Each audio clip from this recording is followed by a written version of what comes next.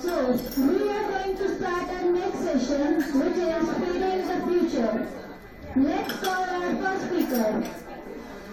If you have breakfast this morning, or if you have something to eat, you are involved in agriculture.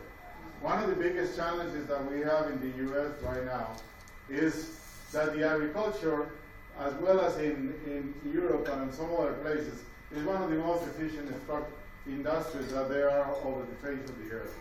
When you have that 1.8 to 2% of the population only works in agriculture, feeding the other 98% of the population, something is telling you that is really critical. That is a very efficient system. Now that comes with at a very high price for the ones that are actually dedicated in agriculture. The price is that not everyone knows what is happening with agriculture. Where is the food coming? So I'm going to refer, we have two very talented speakers, and I'm very honored to be before them. And when they ask me, who wants to go first, I say, of course me, I'm the only man here. So, so I have to have the opportunity.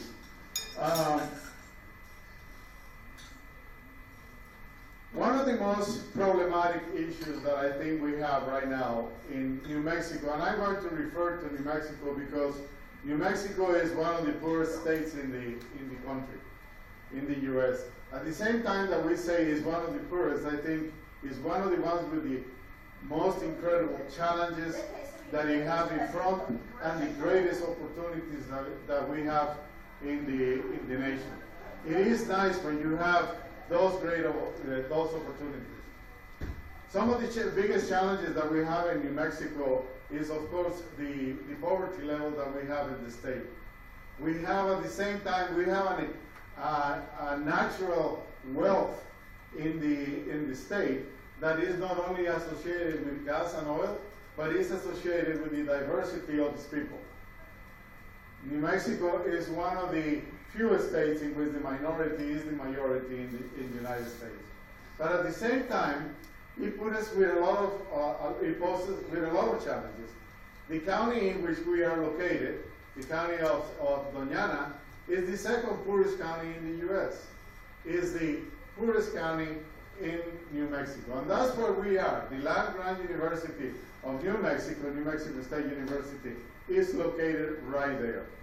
So we, as a land-grant university, we are dedicated to three major functions, and I'm pretty sure you know about all of those: teaching, research, and extension. But I think the agriculture in the state of New Mexico sometimes takes second or third place to two other ones. Most of the time is second after the gas and oil industry, and and sometimes is after the tourism industry. In the college, we are lucky that we have a tremendous program in which we have the tourism industry included into agriculture. One of the major things that we have in agriculture that we need to understand is that agriculture, yes, it starts at the farm, but being able to do the first part, the second part of feeding people considerably. We have the biggest challenge on the face of the earth that by 2050 we have 9.2 or more billion people on the face of the earth that will need food. There are several studies that say that right now we are producing that food that is required in the world right now. The problem that we have is where it is located, how do we bring it there, how do we store it. At the same time, we have another very interesting challenge, and this challenge is that we lost a lot of food. We have food harvest losses in developing world that can go up to 40% of the harvest product. And in the developed world, we have 40% of the purchased product or the finished product that is going to waste. So we here have already big amounts of food that are not used. When we look at all these production that we have in front of all of us that we need to produce, we have also the challenge that how are we going to make to produce this amount of product when in many cases we know that we have reached the agricultural frontier in many locations. We don't have any more land, but we have to be extremely efficient in how do we use that land. But the major resource that is going to be in big need, and considering where I'm coming from New Mexico, is water. Water is in many cases more valuable than the price of the land. In many cases in New Mexico, the price of the land takes second stage to the water rights. And my colleagues here from New Mexico, they know that. Some of my colleagues here from New Mexico, our incredible students that we have, they come from farming and ranching background. So they can actually tell you what are the issues that their parents are dealing with. So I think if we look at how we're going to fulfill, how am I doing with time? 6 minutes? Okay. So how we're going to fulfill all that food needs that we have by 2050. So we already talked about losses. How do we prevent those losses? And keep in mind that every time we have lost food, either in the post-harvest or at the consumer level, is material that took a lot of energy. It took water, because most of the food that we have can go from 5 to 95 or 198% water. It took water. It took a lot of energy. Yes, created employment, but at the same time we have these wasted products, and then we are figuring out how we're going to do with this waste. What are we going to have with this challenge of waste produced and the packaging material that we have on that? So we have here a big challenge that we need to tackle, and we need to tackle that right away by working with the consumers and working with the producers, etc. Then there is another issue that we have here with all of this. We have an increase in illnesses that are related to diabetes, related to obesity. So lifestyle illnesses that we have. A lot of those sometimes are associated with a high consumption of certain carbohydrates.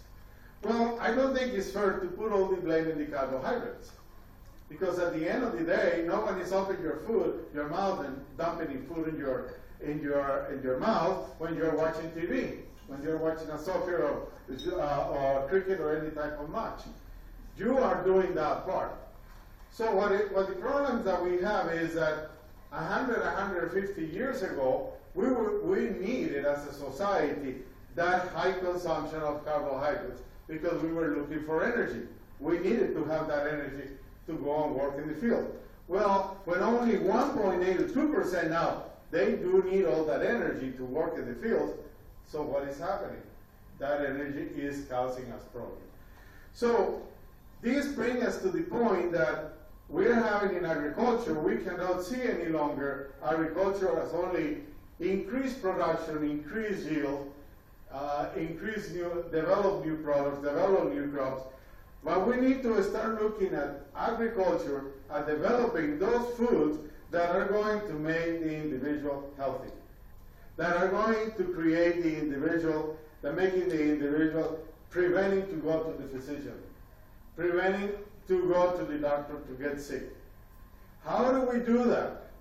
This implies not only lifestyle changes, this implies a lot of education in terms of how do we deal with this, and in land grant system we are working with that. But also we are dealing with health, mental health issues.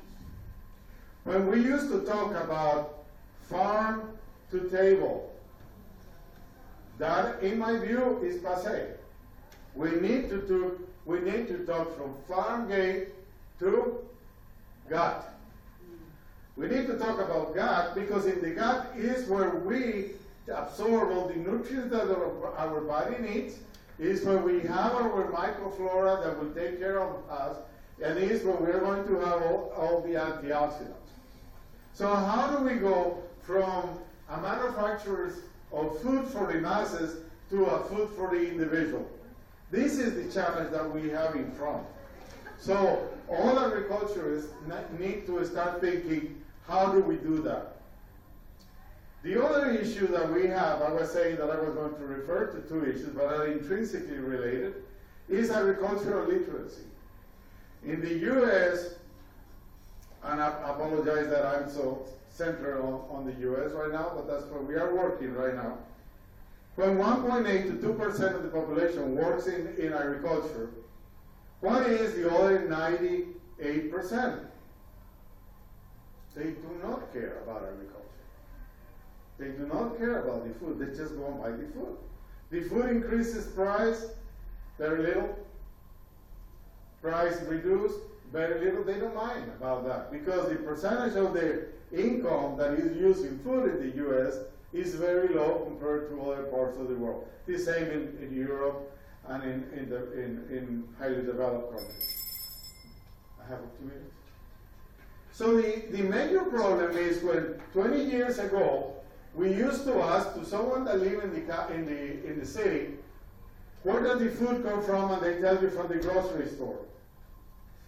But nowadays you go to urban America and you ask some of the kids in high school, where does the food come from? And they tell you from the grocery store. When they have in front of them one of the biggest dairy producer facilities. So we are losing the battle in terms of educating the individuals. Because less and less we have less individuals in the rural areas, less legislators in the rural areas, and devoting the resources for education, for research, for entrepreneurial development are not coming to the countryside. So this is the two biggest challenges that we are confronting. In my view, in our college, we're working very hard on that. We're delighted to have the opportunity to bring that these colleagues were here. And in a brief summary, I appreciate your time for letting me present you this. But the future in agriculture is bright. Very, very bright. Young people in the urban areas should look to go to work in the fields. Because working in the fields is not how it used to be.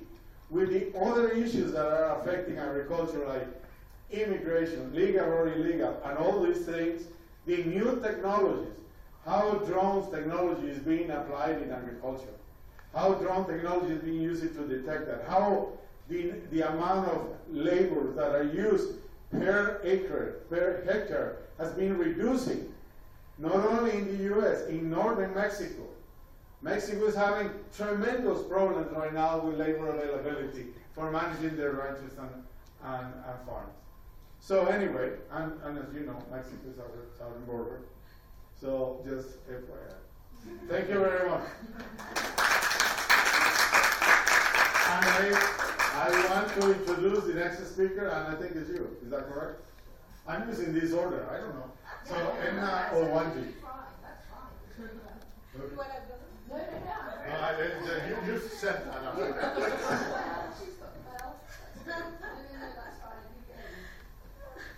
Well, thank you very much. My name is Edna Wami. I'm from Kenya, but I live in the United States. And one of the things that I learned very early on when I moved to the United States that there's a lot of agricultural development there, although it's declining. And the way you say, very few students know where the food comes from in the United States. My topic and my background is going to come from, my background is agriculture economics. That's what I've done, that's what I do.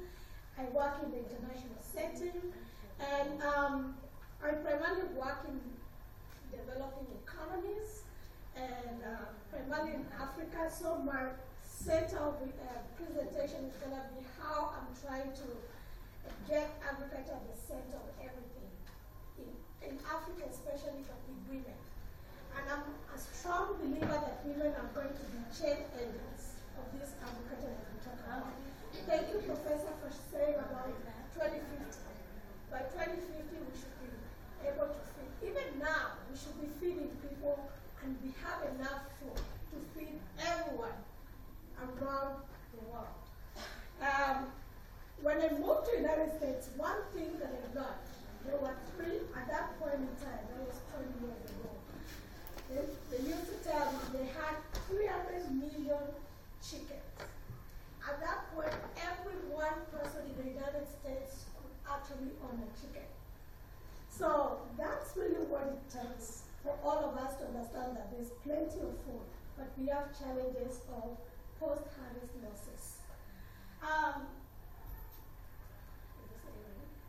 So that's one key thing. The other thing we need to realize that utilization is really important. While availability is key, access is the real area in developing economies. So we know very well, according to the World Food Program,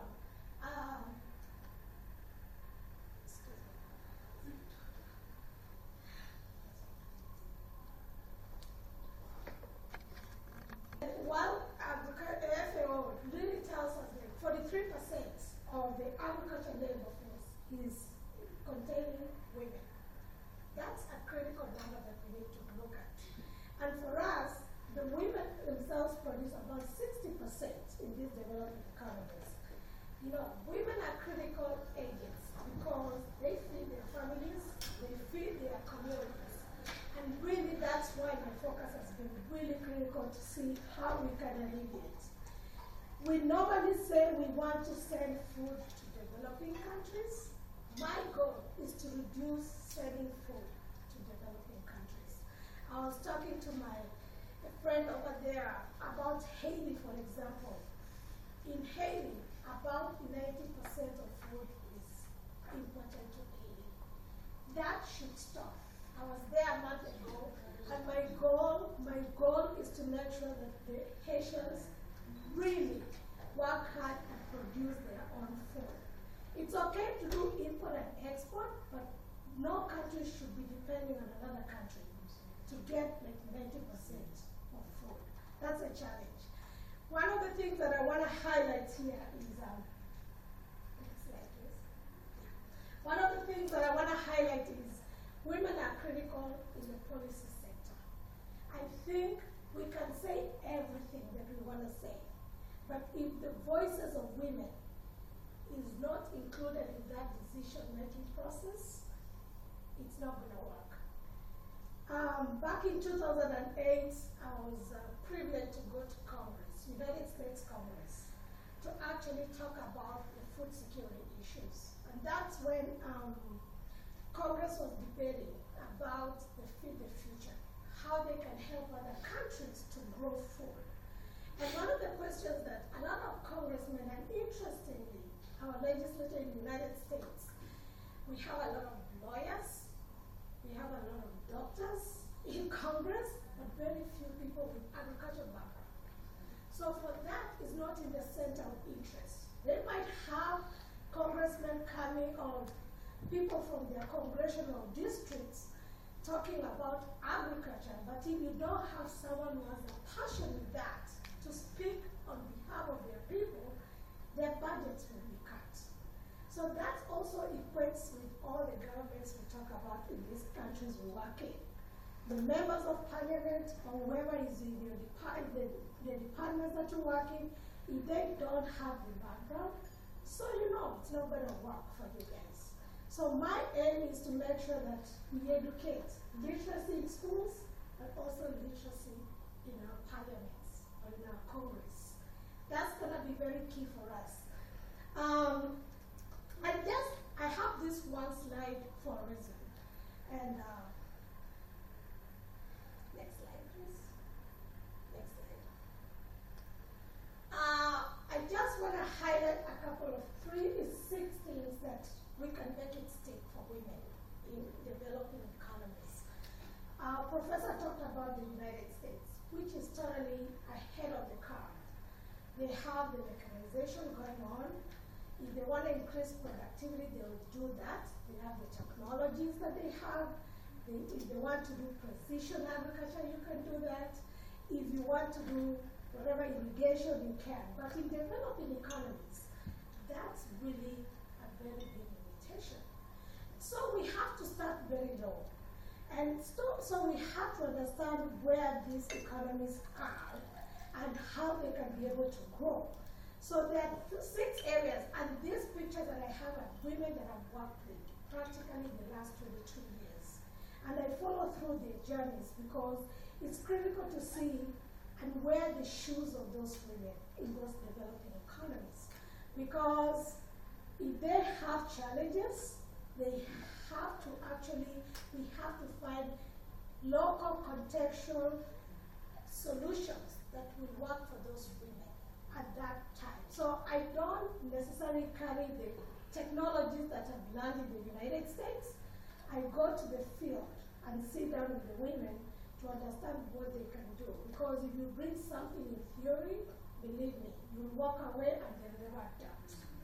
So one of the things that we realized as I traveled around the world, and I've traveled in a couple of countries, over 100, one of the things that I've learned over these years is women have limited resources, both in time, also money, but also the advantages that men have. So technology has been a key unlocking potential for them. A simple mobile phone has broken the bridges of what we always see. A woman can, in most cultures, women are not able to go for trainings the way we can and have accessibility trainings. So what happens? They don't have the knowledge that they need. Neither can women maybe be able to trade their commodities that they produce. Then what happens? We have post-harvest losses. So the technologies of a mobile phone helps them, one, to get that information while they're in their compound, because they cannot come and mix with men in some cultures, but they can be able to have information that it's time for you to do the planting. It's planting season. Just a simple text message, they're able to get that information to prepare their land to be able to actually plant. Also, a simple text message. They can be able to be told, hey, your tomatoes are ready, there is a market for it, and the price is this, when they're still in their household. So technology has been a really big aid for them, for these women. Access to financial services has been key. And believe me or not, the mobile phones have been a key unlocking potential. I'll give you a classic example. In Kenya, where I come from, mobile phone banking is the key. So if I sell the tomatoes or the corn that I sell, I don't have to stress myself to go to the bank or even that lady. She will trade it off while she's sitting at her house, and she'll get money in her mobile phone. It was a very unlocking potential, faster or earlier than even in the United States. Before Wells Fargo, before any other bank in the United States started doing mobile banking, Kenya had started like 10 years ago. So that has really given the unlocking potential. One other thing we've realized is because of mixed grouping in these countries, whether it's cultural norms or religious norms, they are able not to mix in extension services, and sometimes male extension officers cannot come and train women. So we are trying to unlock the potential of training more women so that they can be able to train other women. So extension services and equal access has been very key for the trainings that we have. And we've increased, the percentage of the training has increased exponentially from 20% where when we started, and I saw that now it's 80% in some of other countries. So it's a big deal. Also, research is key. Any potential, any developed country, you go around the world, you have to put your research. Your university is top-notch in the research. Why? That is where you get what's working and what's not. We're trying to get that. A lot of female female potential people want to do research so that we award them with the research certifications and they can go and get more training and then come back and provide that. Actually, a lot of people ask me, you live in the US, what happens if you go back? And I say, you know what? It's a privilege that the United States people have adopted me, but I'm there to get the knowledge. I want to spread that knowledge to other developing economies. Market access, this is really key. Productivity, I've always struggled in many countries. Production is actually not a big issue. Marketing of those products has been always an issue. How can we unlock the potential of certified commodities that can go to other European countries? Especially when we have products which are not of high quality, nobody's going to buy them. So product quality is going to be key. And also food safety is really key for us. And to me, changing that landscape of making sure that we are linking production to the value chain that we have, transportation, marketing, and also value add. Raw products really don't give you the market you need. Training that value add is going to be key. Last but not least, I mentioned about it, if you don't have a seat and a voice on the table, women who are seated here today, and gentlemen who are here too, promote the policies for women to have a seat on the table. I see too many times when we have meetings, whether it's Food and Agriculture Organization, or whether you are in a big conference, you'll see 80-20. 80% are men, 20% are women. And at that point in time, you'll notice there's a problem. It's very disproportional. When policies are being enacted or passed or laws passed, honestly, they are passed from a man perspective. So we need women to be on that table to change the policies. The picture that I have up there is when I was in Norway, and we were talking about the Sustainable Development Goals. And everything we said, oh, it's going to work. And most of the time, people forget that women have other jobs. They wake up in the morning, they have to make sure their families are fed. They have, if it's in other developing economies, they go to the river and get water. They have to go to the farms, come back and cook. And at the end of the day, and people were laughing when I told them, at the end of the day, they have to come and make their husbands happy. And I said, you know what? You don't know how much time women spend. They don't have the same amount of time, although it's a 24-hour clock. So I would like to end with this takeaway slide. Last slide. Empowering smallholder women farmers will assure us to have the food and nutrition security. Water is very essential, but nutrition is really important. Food can be just food, but if it's not nutritious, the way our professor said, to the gut, then you're not really helping out anything.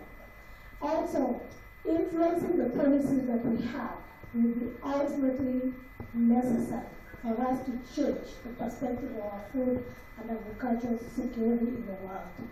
And then, of course, we need to have that seat on the table. We have very few women who are talking about the issues of food security. We need more women to join this voice so that we can end hunger by 2030.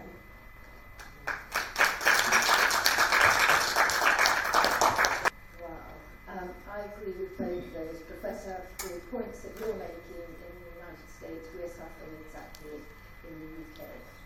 And what you've talked about in Africa, I have to say, I went to Kenya and dug a fish pond with Farm Africa.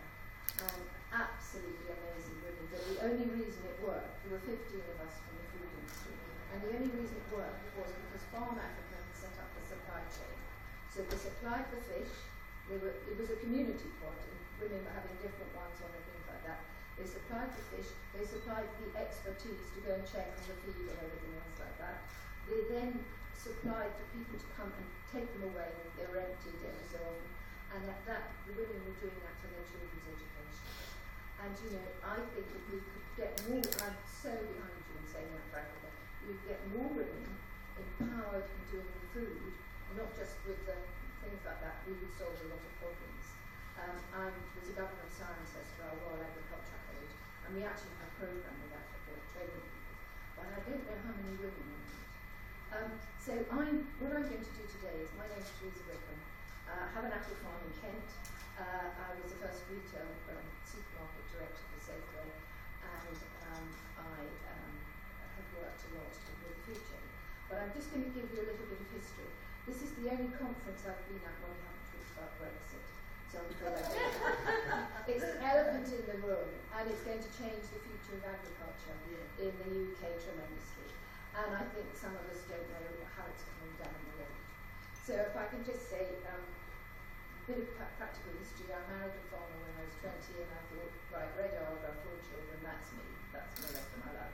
It didn't work like that. I'm still married, 50 years. The Red Arga's gone, and I've got 2 children. But what happened was, my husband was working for his family. We decided that we'd get to our 50s and we'd probably be part of the family. We'd like to know that we could run our own business. So we bought part of it off them at 15% interest, which in those days was quite a lot of money to raise. At the same time, when it's interesting to know, when the UK went into the common market, 79, early 80, we had no idea what we were facing, particularly in the horticultural sector where I come from, in apples. And we had taken it for granted that we could just supply our home market with the sort of quality that we as growers decide on looking at. So Cox's apples are actually not right till October, but we would put them on the wholesale market in August and wonder why people weren't buying our apples. In the meantime, the French were getting really ready for what would enter the common market, and we were also watching what was happening in our supermarket. So de Gaulle got a lot of ex-Algerian orange growers, and they came to France, didn't know what to do with them, so he gave them money to plant up acres and acres of golden delicious apples. Also, the French were very cooperative, and as soon as that barrier was lifted, they were in. So a supermarket buyer could be faced with, I can give you 10,000 boxes of these beautiful apples, all the same, guaranteed they'll be delivered. Or you could go to the wholesale market and you might get this and I might argue the price. So we had a real problem in our industry. We woke up to the fact that we were going to lose our market, and we thought the French were cheating, and that's quite a big problem in our country. What happened was that the men, 100 of them, got together under the fantastic man Leo Salvo to write a programme for what was going to happen, and what should the industry do. So it's talk. I live in a village, neighbouring Africa, friend, and we just thought that the men were talking, but the women needed to do something. We were really scared that the time was short and it was our children's future. So we started something called the Women's Farming Union, essentially for apples. And this was in the early 80s. And so our idea was to get the consumer linked in and to give the industry time to get their act together. Because we hadn't done the marketing, everything was chaotic. Through our own fault, make no mistake about that. But the French weren't taking our lamb at that time. So we organised demonstrations in London, and when I mean demonstrations, it was against the French embassy. I took farmers to Brussels. I did lose them on the way, which was they stopped for lunch, but we did it. So we created a good platform. And with my children, they'd say, "Is Mummy picking you up?" No, she's demonstrated today. Farmers' wives going out talking is really good, but there's no good just making a noise. You've got to have data, you've got to have reasons for it. And because we were just coming into the common market, we had our first MEPs, and there was one group of MEPs set up to look at the horticultural sector where they're really suffering, chaired by a guy whose wife was French, so that was a great start. And we were invited to witness people giving evidence to this group of people where the French cheated. And everybody said, no. And so the MEPs turned around to us and said, you guys are making a fuss about nothing. We said, hey, but he imports and he does this and that. Okay, they said, we'll give you 3 weeks, you can come back and give evidence. So that's quite a tough challenge, Men can't find it, the National Farmers Union can't find it, it's people that they didn't want to we got it. And we went in and we were accepted, and we explained where they were cheating. They were getting, the French were funding their promotional activities in an illegal way. So we were accepted then. It was recorded in the European Court.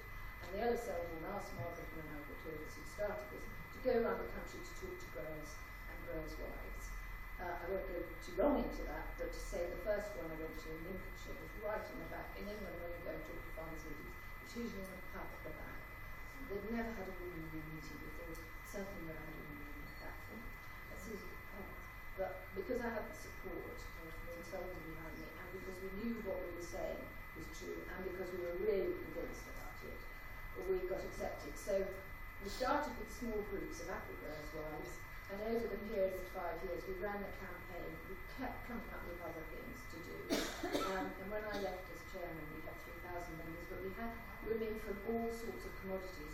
And interestingly enough, the women who joined us were the women who married into farming, and they were slightly frustrated. They want to get things done, but this is the way we do it in this family. And I saw us as a ginger group, and a lot of them have gone on to do very, very good things. In fact, we now have our first female president of the Women's Farming Union. So that's the fact. So 40 years ago we came into the market. We're very bad at marketing. Oh, and the other support we had, I had the Minister, Peter Walker, who's terrific. He just said to the French, if you don't do it, I'll set those guns in. I mean, we didn't, we had fun, but it was with a serious intent. So they came up with a marketing scheme which was absolutely right. It was adopting the South African, like the Cape Fruit branding it, so we have a brand on the home market. Because British farmers are bad at cooperating, but they're also bad at realising that they have to have export quality on the home market, because we have such a good consumer market that everybody wants to get into. So we started this scheme called Apples, Kingdom Apples, Kingdom Apples, Kingdom Potatoes. The chief executive of one of the major cooperatives said, Teresa, I said it would be a great one, and sat on the board, and he said, no, we haven't got enough for one, we have to do quality. Because he believed you could get everybody in and do it. I believed you could start and get a scheme that people wanted to join, and if they want to join, they're like that at the end of the day. We're now coming to, 40 years later, we're coming to what's happening with Brexit.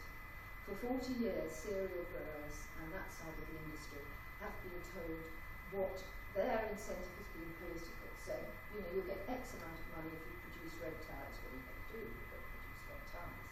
When we went into the common market, we had two opportunities. We could have gone for cheaper credit or capital grants. France went for cheaper credit and set up the Credit Agricole. We went for capital grants, which means that many of the businesses were over-capitalised at a time. So people are having to rethink. They're having to rethink about their market. The supermarkets that the French identified over the 40 years, we've had 4 big, powerful supermarkets, and I've worked with several of them. In fact, we set up farming groups and doing like that. And the only way the British farmer is going to survive is to be able to work and understand the supply chain right the way to the end of the consumer. It's working well. It's working well with Sainsbury's, and about half an hour ago there was a major announcement that Sainsbury's and Walmart are going to get together in the UK, which will be enormous actually. So it will give us 3 big supermarkets at the end of the day. And part of my job has been talking to farmers about how we have to deliver supermarkets. So the sort of cereal side is they have a different thing. With horticulture, we've never been supported. We haven't had this thing. Our concerns are really different, and we are really worried, and I've told the government this as well. We're going to export our horticulture. We are so dependent on labour. Yes, technology will come, but they won't be able to pick my raspberries from Marks and Spencer's. And technology will drive our future in a way, but we still need people in there. And already last year we saw our raspberries and strawberries, not mine because I don't have apples in the farm now. We saw them, the quality in the shops wasn't so good because people were frightened to come in. And we have a very good scheme. It's called SAWS, Seasonal Agricultural Workers. They can go. We're not the only industry that's going to suffer on that, but it's going to be a difference at the end of the day. We're going to have to look at new ways of producing. You talked about water. We're very concerned about water. I sit on the board of the fruit and veg market in London, and which we're rebuilding and doing all sorts of things. And what we're seeing now is a huge growth in microproplication. And in fact, we're even growing things down in the subways. You know, we're growing them with hydroponics and lights, so there's no water involved. We've got the biggest tomato setup, which was set up by the Dutch. We are so slow sometimes. The Dutch are really there, and they set this huge hydroponic unit, and it's down in the island of Thanet. And if you see it at night, you think somebody's landed from space because of the glass houses.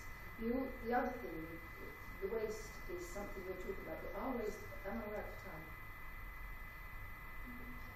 A bit. Our waste you can divide into two issues. One is the waste we're looking at using anaerobic digesters. And my husband's half Swedish, so in Sweden, his family place, they've got a big one, and they take the waste from Findus, which they didn't know what to do with before. They take the waste from the pigs, and it's a tripartite thing. It's on family's place, Findus supplies it, and then they heat the local town. And they put the stuff back on the cereals, and you can see when they spray it onto the ground that the bits that have been missed are not as good as the ones that have it. Now, we can't do exactly that in the UK because some of the waste that goes in is pig waste. So, because we've had BSE, we've had that sort of problem. But the other waste is huge on the food side. We are tackling it in the UK. The biggest waste is in the home. And that's slightly stopped because people have bought too much food. And then they suddenly say, oh, I'll have a pizza tonight, or we'll go out, or we'll do something else like that. But the other waste, and that's been caused by supermarket buyers, and they know because we've looked at ways you can do it. Wonky vegetables, wonky carrots. Have we got 1 minute, or is that time? Okay. So what we're doing is the supermarkets are working to take these fruit and vegetables, either put it in bags, under essential things, nothing wrong with these products, or to actually put it in their added value. So just to sum up, we are going into the greatest change we can ever take. Half the farmers don't realise that. They're still bad at cooperating. Those who are in the farmer groups working with supermarkets are working well. I can only speak for Sainsbury's, but they're getting information back of the nutrition they need to do. Our dairy group, we've got special vets, all sorts of things like that, because the supermarkets know that they've got to have the right product on the shelves. So it's a commercial thinking, it's no good sentiment or anything like that, it's got to be pure points at the end of the day. So that's it. Thank you. The speakers, now you all can ask questions from these speakers. Pointing out the fact that yes, through a message, you can, with the help of technology, you can support the farmers. I don't have a query, but I have an experience to share. My grandmother was a farmer, and I came from a very rural area in southern district of India. And I remember my granny, she used to listen to, every week there was a broadcast in the radio about the market value of certain products. So it usually happens around 7:35 to 7:40 is the timing every Saturday. So All India Radio used to broadcast it, and wherever my granny is, whether she's in the field or anywhere, she'll run and listen to this in the radio broadcasting so that she will know which market has the highest rate for her cashews or her pepper, for her rice. And in case if she missed it on that, I was supposed to sit and listen and memorize, because I was just 5, I couldn't write. I was to remember which market is paying the highest value. And if I miss on it, she would really scold me. So I still remember memorizing it, and technology like this can actually save kids like me. And I have a question for Dr. Rolando. It's about in this world when we think of mass production of agrarian products, we have to use chemical fertilizers and pesticides a lot. Is there a way out? Because in Kerala right now, there's a movement of organic farming and natural farming, and following maybe the single straw revolution of cocoa, whatever maybe, and again ecofeminism. These movements are quite strong in Kerala, but at the same time there's a reality that if we resort to natural farming and organic farming, it's not necessary that we can produce the large quantity that we need to feed this subcontinent. So, do you have any such plans in your mind? And the second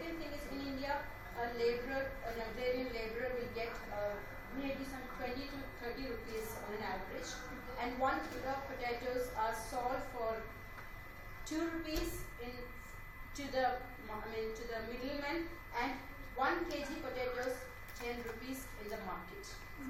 Think about an Indian farmer who's toiling from morning till evening in this scorching sun in this tropical country. What's the fate of those people in 2050? That's a very good question, especially the part of, if I would have the answer of what it's going to be, probably I would be wealthy or something. I don't know. Farmers I would be sharing it with you. Let's put it that way. I think that what I was saying at the end, when I concluded, is that the future of agriculture is bright is because if we think that the agriculture is going to be huge farms, all technologically applied, it will not be like that. The organic farming is great. It's very good. I consider that a niche market. And if you are thinking that we cannot dedicate all the land to organic farming or all the land to no GMOs or things like that, there's a lot of misconceptions with GMOs. Let's just start from that point. But what I say is, organic farming creates niche farms, and is a way for farmers to get better pay, get better money. There's something there. Let me give you an example. Something very interesting in northern New Mexico. Northern New Mexico was settled by Spaniards. Well, the Native Americans were there before, but they got and they decided some of the things, and they settled a system of acequias, which is little canals for water distribution. When they got the land allocation and they distribute the land to their kids, in the past they gave them always a little piece of a front to one of the acequias, to the canals. So they have that. So that created a humongous amount of farms, which in Spanish we call minifundos, a little pieces of land, which is traditionally is the no-no for making agriculture self-sustainable. Well, depends on what is the market that you have. We have some some farmers over there in northern New Mexico that they learn how to do different niche products. They are close to some farmer markets that are very unique, like Santa Fe is a very unique city. There's only one in New Mexico, and I think there's only one in Southwest. But people love organic farming. They love their products like that, and they pay for that. So this organic farmer learn a lot of the techniques for different value-added crops. Crops that means very small but high price, not like wheat, for example. A lot of land, very low price. The revenue is in the volume. In this case, it's small. So the first thing he did is learn how to do that well, figure out when to do the planning so that the market is that, pick up all the information that he could from the university, from our facilities, and then work the land with 2 individuals only. That means he was not doing intensive farming. So he just only used the necessary amount of fertilizer to have a good crop, the necessary amount of insecticide to control the insects and everything, especially in 5 acres.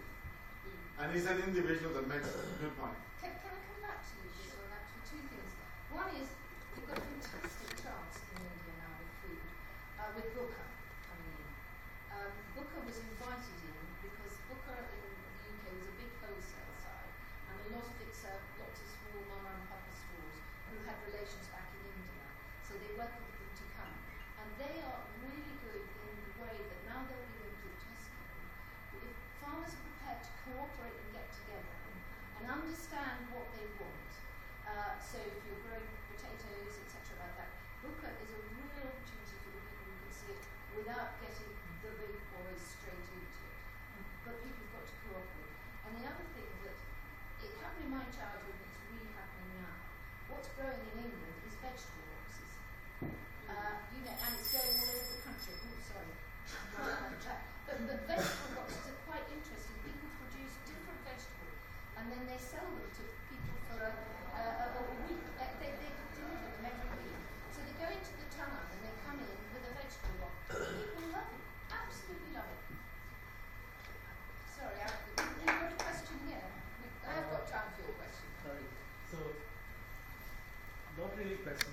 I work with organic farmers from the south of India. I work with over 800 organic farmers. Over 60% of them are women. So I am from a space where I can speak about this. The social enterprise that I run is Indian Superheroes. Superheroes because the farmers are superheroes. I'll quickly talk about what we did and how we can implement such a structure. It's not like we really cracked the code, but we're there. So the first thing that we did was the middlemen, we completely eliminated them and got them online. So we have an online store called Indian Organic Store. If you can check that out, you'll be able to. All our organic farmers put their produce on the store directly. And as soon as orders are getting placed, we have like a delivery mechanism which goes to these marginalized farmers and takes the produce and goes and delivers it to the customer. That's one thing. But again, the question is, there is a market for organic produce, and the rates for the crops is different. For inorganic, it's different. For organic, the farmers are able to decide their own crops price. But then the other thing is, unless and until the prices are fixed, like let's say for a marginalized farmer, for him 10 rupees this month and 20 rupees next month is still like difficult to take. So unless he has something like a real estate where we have community farming that we do, where our farmers rent out their portions of land to customers who can come in, grow their own crops and get it door delivered. That means it's fixed income. I have 1 acre, I have 10 customers, it's fixed income every month for that So farm. the people who own the land will pay for them to cultivate it. Yes, yes. And it's the same, so it's like a delivery box. If you have a curated delivery box, it's the same thing, but they pay for the real estate and not actually for the price distribution. And absolute contract farming is the way to go. Where you say, that's really give the voice of the people. Could we take a group picture, please? Wait.